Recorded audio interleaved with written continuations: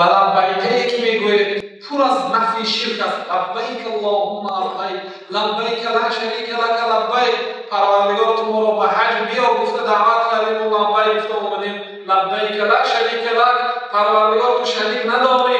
مردم ما از جا خیزنم یا حیات النبی یا علی چیزا شرک است. لبیکی که میگوید به این موافقت نمیکنه. علی خصوص عیب است به شخص حاجی. لا الا ساز و برگی امتان، نفی به اثبات مرگی امتان.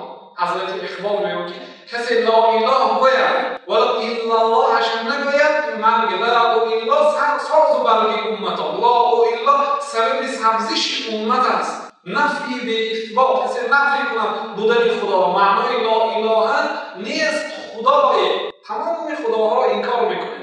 ثانی اثبات میکنه که غیر الله گفته، یگانه خدای الله. اگر همین نفی به اثبات نفی کنید تمام خدا را ولی الله را اثبات نکنید، مرگ امتان است. بنابراین شخص حاجی بسیار پرهیز کند که بعد حج و در اثنای حج یعنی به پروردگار عالم شریک نبیارد، باید با تمام محبت به سوی آن دیار سفر کند. حضرت مولانا بیتی دارند: و جان شو ساکنی کعبه بیابان چند پیمایی، چون نبود قرب روحانی چه سود از قطع منزل ها. میگن با جان و دل با محبت داخل کعبه شو.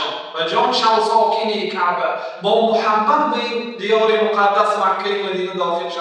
بیابان چند پیمایی، چندین کشورها 7000 کیلومتر از این دیار مقدس کرده میروی، نخواد به محبت به آن خانه روی. چون نبود قرب روحانی، اگر در دل تو محبت به این خانه نباشد چی سود از قطع منزل ها؟ برای چه منزلی خانه گرمت ترک کرده برای میبرای؟ دوری از زن و فرزند، دوری از همسر، دوری از جای خواب گرم، برای چی سفر میکنی اگر مادامی که محبت به این خانه نداشته باشید؟ بنابراین شخص حاجی با تمام اخلاص و محبت، با تمام سعی و کوشش این عبادت بزرگ را تأسیس کند.